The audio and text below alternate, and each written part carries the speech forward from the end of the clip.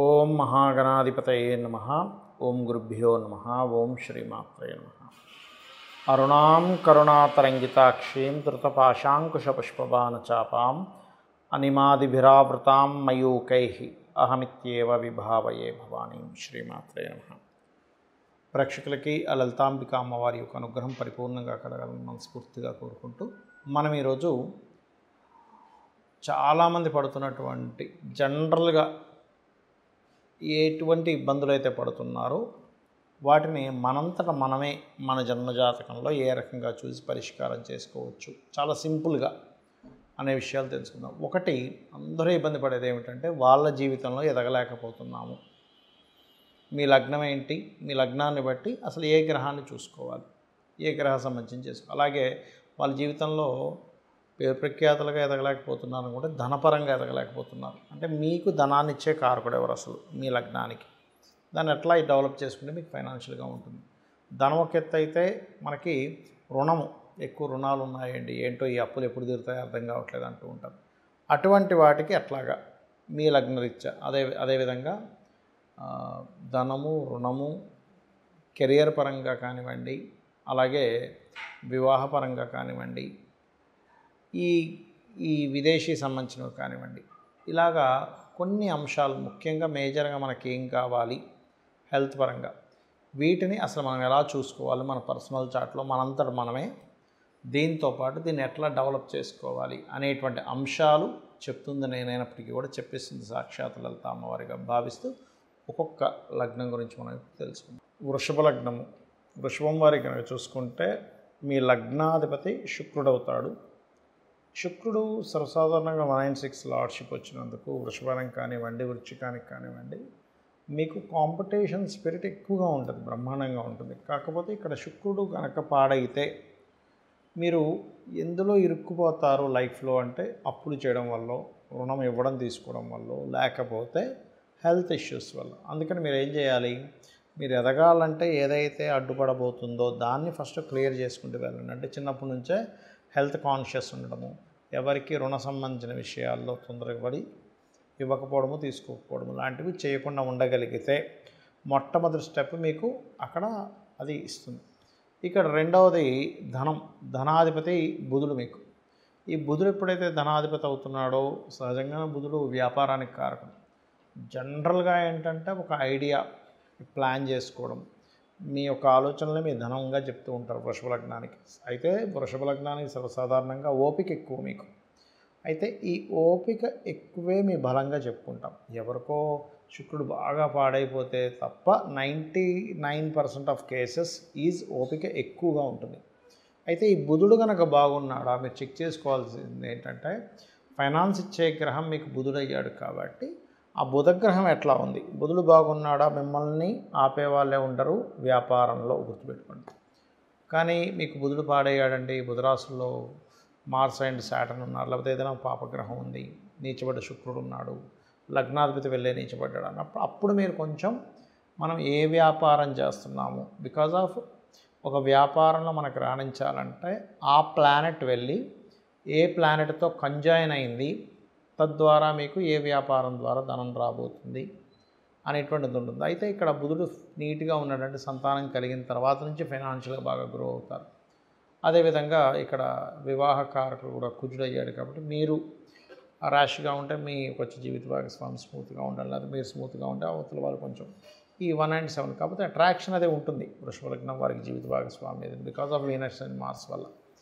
అయితే ఇక్కడ ఉద్యోగంలో ప్రధానంగా వృషభ లగ్నం వారికి ఇక్కడ ఏంటంటే ఉన్న ప్రదేశం కాకుండా ఇతర ప్రదేశాలకు వెళ్ళడం వల్ల డెవలప్ అవుతుంది మీకు చూసుకుంటే కనుక. సో ఇక్కడ మరి ఉద్యోగ సంబంధించిన విషయంలో ఎందుకు ఎదగలేకపోతున్నాము, కొంతమంది అంటుంటారు ఏమిటోనండి నాకు ఎంత సిన్సియర్గా జాబ్ చేసినా అవ్వట్లేదు అంటే, because of me Saturn observe చేయండి. అంటే సాటర్న్ ఎలా ఉన్నాడు, శనిని బలం పెంచుకోవాలి. అంటే ఏ ప్లానెట్ని బలం పెంచుకోవాలి, ఆ ప్లానెట్ బలహీనంగా ఉండడానికి గల కారణం ఏమిటి, ఇది ప్రధానంగా మీరు తెలుసుకోగలగాలి. సో ఇక్కడ ఏంటి, శని బలం కనుక పెంచుకున్నారా అంటే శనికి సంబంధించిన దానం ఇవ్వడం, శని భగవానుడి దగ్గర దీపారాధించడం, ఇవి ఎక్కువగా చేస్తుంటారు. కుజుడు గనక ఉదాహరణకి మీకు 7th అండ్ 12th లార్డ్ అయ్యాడు కాబట్టి కుజుడు కనుక వీక్గా ఉంటే ఇవన్నీ కూడా దేని మీద ఎఫెక్ట్ పడతాయి అంటే వచ్చే జీవిత భాగస్వామి విషయంలోని, పార్ట్నర్షిప్స్ చేసే అంశాల్లోని. అంటే కుజుడు పాడయ్యాడు, మీరు పార్ట్నర్షిప్స్ జోలికి వెళ్ళకూడదు. అదేవిధంగా కుజుడు పాడయ్యాడు, ఇన్వెస్ట్మెంట్ చేసేటప్పుడు కాస్త చూసుకోవాలి. పర్టికులర్గా వృషభ లగ్నానికి అందరికీ కాదు, ఇది బాగా అర్థం చేసుకోండి. అయితే మీరు నిత్యము చేయవలసినటువంటి దేవతారాధన మాత్రం కాస్త విష్ణు సహస్రనామాలు చేయడం, అంటే పంచమంలో ఏదైనా గ్రహం ఉంది ఆ గ్రహానికి సంబంధించి చేస్తూ ఉన్నట్లయితే మీ ఎదుగుదల కానివ్వండి, మీ ఫైనాన్షియల్ గ్రోత్ కానివ్వండి, మీ సంతానం విషయంలో కానివ్వండి, అలాగే మీకు ఏవైతే బ్యాడ్ కర్మాస్ పాస్ట్ లైఫ్లో చేస్తూ ఇబ్బంది పడుతూ వస్తుంటారో అవి క్లియర్ అవ్వడం అనేటువంటిది జరుగుతుంది. మనం ప్రధానంగా జ్యోతిష్శాస్త్రంలో అర్థం చేసుకోవాల్సినటువంటి 2 విషయాలు ఉంటాయి పర్టికులర్గా. ఒకటి గోచారము, రెండవది జన్మజాతకము. గోచారం అనేటువంటిది ఎలా పనిచేస్తుంది? అందరూ ఏమనుకుంటారు ఓన్లీ గోచారం వల్లేనేమో, అందుకే ఈ వార ఫలితాలు, మాస ఫలితాలు, పక్ష ఫలితాలని, సంవత్సర ఫలితాలని చూస్తూ ఉంటారు. కానీ గోచారం ఒక 10 to 15% మాత్రమే మీకు సపోర్ట్ లేదా అపోజ్ చేస్తుందా అనేటువంటి ఒక విషయాన్ని చెప్తూ ఉంటుంది.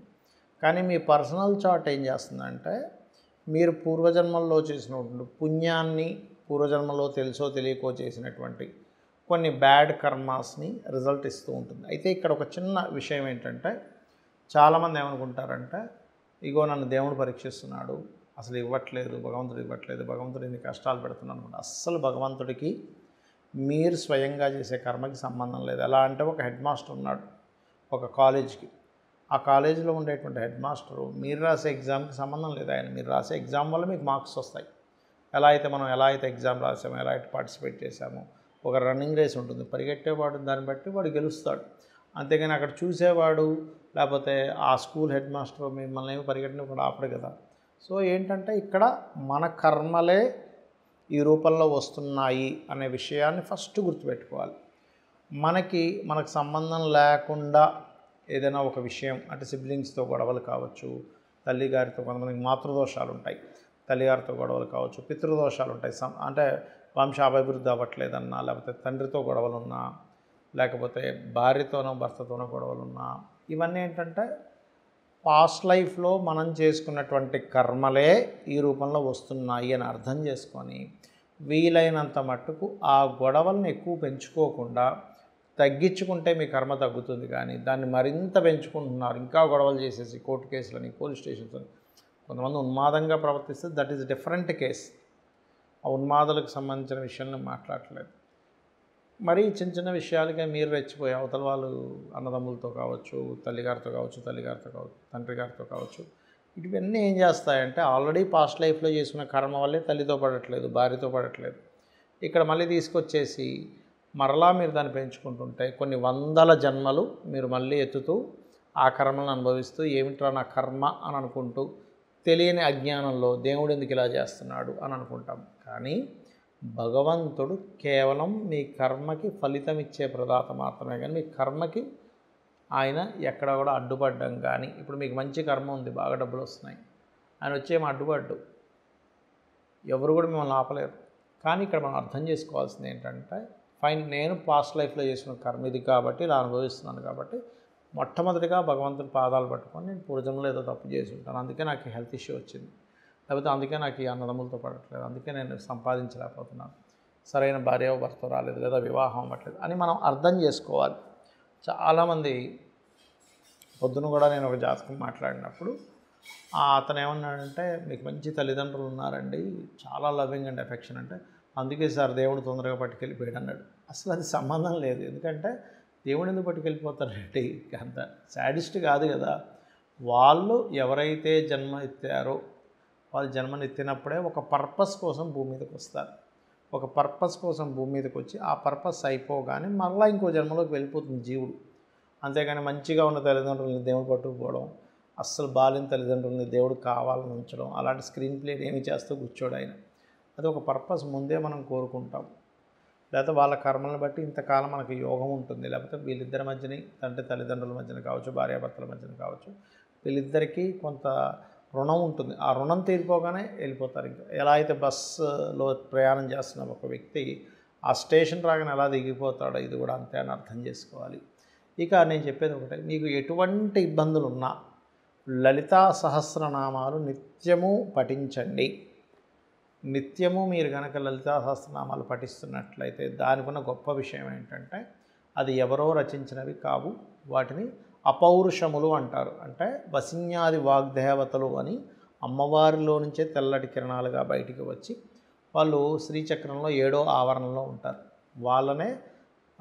వాళ్ళ యొక్క నామాలు స్మరిస్తే కూడా సర్వరోగహర చక్రము అంటారు. ఆ చక్రాన్ని 8 మంది, వసిని, కామేశ్వరి, విమల, జైని, ఇలా అరుణ, ఇలా 8 మంది ఉంటారు, సిద్ధేశ్వరి, ఇట్లా.